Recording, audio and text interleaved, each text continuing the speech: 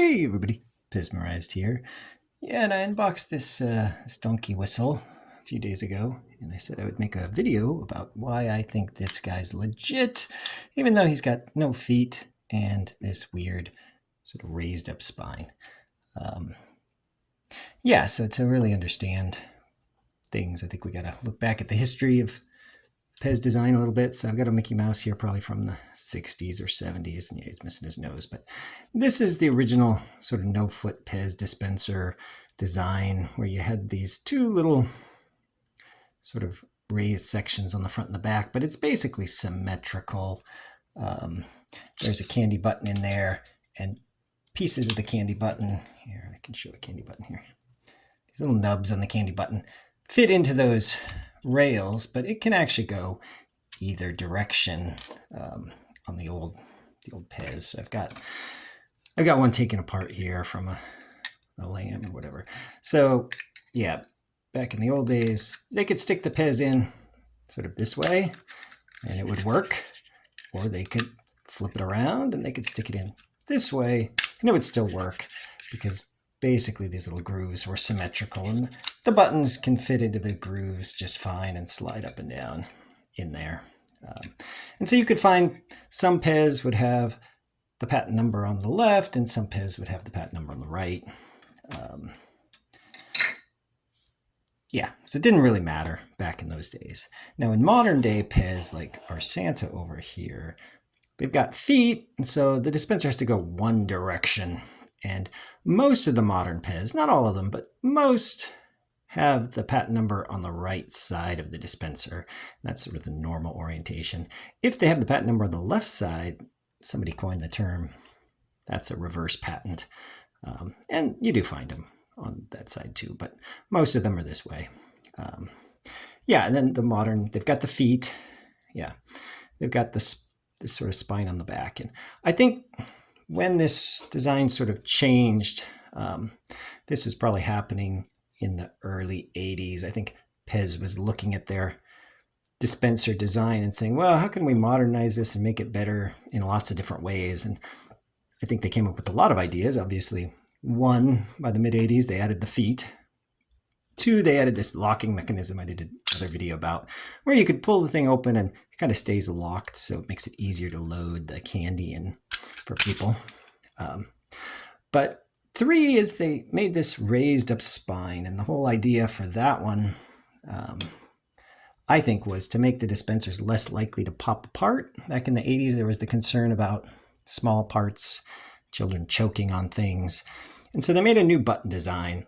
The original button's the red one on the right, and the new button's this one on the left. It's called like the hook button, I guess. Yeah, so just to show you how the button fits into the inner sleeve better. The old design, it would go in here. It would sort of just poke through that little opening in the back and slide up and down, which is fine, but when you tipped it over, the whole button could just easily sort of fall straight out of the thing, right? There's nothing holding it in there. Yeah, and so it was actually pretty easy to disassemble the old style things like this Mickey. If you push down on the front or the back of the button and you get it to angle steep enough, it'll slide out of the rails and the whole spring will pop right out and come to pieces, right? And so then the pieces are apart, and okay, maybe if you'd given this thing to a small child, they're gonna eat the button or the spring or whatever. So Pez was probably looking at, well, how can we design something that will stay together better, harder to take apart? So they came up with this hook button design. And now you've got to put it in, and this is much harder, but twist it and get it in there. But now the button, as you can see, sort of hooks back behind that slide section. So now it's not going to fall apart. It's not going to come apart. You can't really wedge it up or down anymore to get it to pop apart. So it's pretty well in there now. There's no easy way to sort of twist this button once it's in an inner sleeve to get it back out. So that was the improvement to their button design. But in order to make that work, you had to increase the size of one of those little grooves, right? Because this button now sticks out much deeper. So it's got to fit into that groove back there. So that's the idea of this raised spine. So that makes the no-footed Pez now no longer symmetrical where you can just flip them around the other way because this spine's got to be in the back, right? So you get this deep channel. So even this heart is a modern day Pez. It's going to have a 4.9 patent from, I don't know, probably the 90s. And for whatever reason, they didn't want to stick feet on the hearts. I guess it'd look weird to have feet on hearts. So yeah, modern day no-foot Pez you find on the hearts or on some remakes, like the regular remakes, they're still going to have the spine. But there was a lot of controversy for a while. Could any vintage no-feet Pez have a spine? I mean, it seemed like Pez released these improvements together where they added the feet and they added the spine all at once. But obviously, they didn't quite do that. Or maybe they released the feet first and then they added the spine later because we got modern day stuff with the feet and the spine. But you can definitely get transitional stems where they had the feet, but they didn't have any spine yet. So this duck's still got the old button style. Still comes apart pretty easy. But the big question is, well, could they ever have had a no-foot Pez with the spine and the new button design, but no feet? And yeah, a lot of people didn't think so for a long while. But I mean, there's no real intrinsic reason why you have to put the feet and the button design together. And Pez in the 80s, they have a number of factories, right? So Austria, Yugoslavia, I think they're still making stuff out of Hong Kong factory. They had opened up Mexico and Brazil factories, and certainly early 80s, also Spain. So they've got a lot of different factories. And to make all these changes in all those factories, maybe not all the factories applied all the changes all at once together. So maybe Pez even was trying to get input from certain factories and say, hey, try new button design, see if that works better. And so maybe Yugoslavia was one of the first ones to try the new button design. But as far as no-feet Pez that have a spine, the only ones that we've really found that seem to be legit are these 3.9 Yugoslavia ones. And the claim, always you have to be careful of, is, well, maybe somebody just cut the feet off this thing. And to do that, it's not super easy. It can be done, though. If you're not careful when you take feet off of a Pez, it's going to leave behind a lot of little fractures. If you do it well, I imagine with some sharp saw or something, and then maybe just polish it down very carefully, maybe you could make it look pretty original. But again, why would someone do it? The value of the no feet Pez versus foot, whether donkey's got no feet or feet, it's not very much difference. $5, $10, $15, maybe someone would pay a little extra to get a no-foot donkey versus a footed donkey or something like that. But you're not going to make a ton of money passing off, footed Pez is no-foot Pez.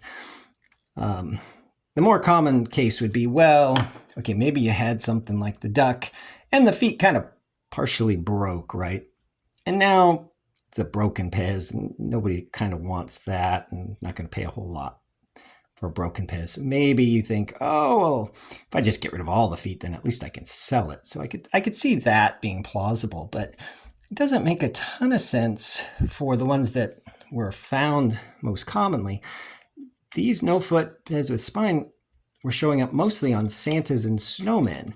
And a Santa is hard to sell at all. I mean, Santas are made by the millions, tens of millions. Pez made them for at least 20, 30 years. The same design that basically looked like this guy with no feet and feet. And everybody kept their Santas because they were cute little Christmas things, and people put them in their Christmas box. They didn't necessarily chuck them. And so there's a ton of Santas. I mean, if you go on eBay, you can find all the Santas you'd ever want and Santas you don't want, because every time you buy a lot of Pez, you almost get a free Santa along with it. So if someone's cutting the feet off Santas, what's the point? Like, you could sell the Santa with feet for $3, or you could sell the Santa without feet for $4. I mean, if you could find a buyer, I don't know. It seemed kind of odd economically, but okay, maybe somebody did it on a few, and maybe they just wanted to see if anyone would fall for it. I don't know. But so we know they showed up on Santa's, snowmen, red and white stems originally. I think it was first, at least I heard of it first from Camart, who noticed that almost all of these no feet Pez with spines were all this reverse pattern style where the pattern was on the left side. So if somebody was just sort of finding some broken Pez and shaving them off and selling them as no-foot Pez, well, you would think they would find more evenly distributed, some Pez with the pattern over on this side and some Pez on this side. But they were all, I think they were all, at least all the legit ones that I've seen, for the most part, seem to be this style where the pattern is going to be on the left side, which would be very, just sort of, yeah, probabilistically odd. So that seemed like a lot of evidence right there that maybe these things really came out of a factory this way, and there was a mold that was designed this way, and the reds and the white stems, yeah, were actually a legit thing. And I think finally, Brian, Pez through the ages, Guinness World Record holder, most Pez in a collection, most candy dispensers in a collection. Yeah, I don't know. A very pretty trustworthy guy. I would trust him about Pez. He knows way more than I do. He found a snowman or something like that with the raised spine, no feet, still mint in the package. And yeah, I suppose you could fake mint in the package, but why would you do that? That's sort of silly. So that gives us pretty solid evidence that these things really came out of the factory this way. And I don't see any particular damage here. If somebody did cut the feet off this, they did an amazing job on it. So, but I think these are indeed legit things now. Another transitional stem where it's got the spine, but they didn't put the feet on it yet. And I think the only ones I've ever seen that look really legit are these Yugoslavia ones, 3.9 patent. So that's what you can look for. Certainly we found them on red and white. You can find them like saying Santa's snowmen. I think people have found them on Goofies and Plutos, and certainly some of the Merry Music Makers. I think, is there a frog that's on a red maybe? Maybe the frog Merry Music Maker. So, go out there if you want. Search for these weird stems if you like the weird stems. Get out there and collect some Pez.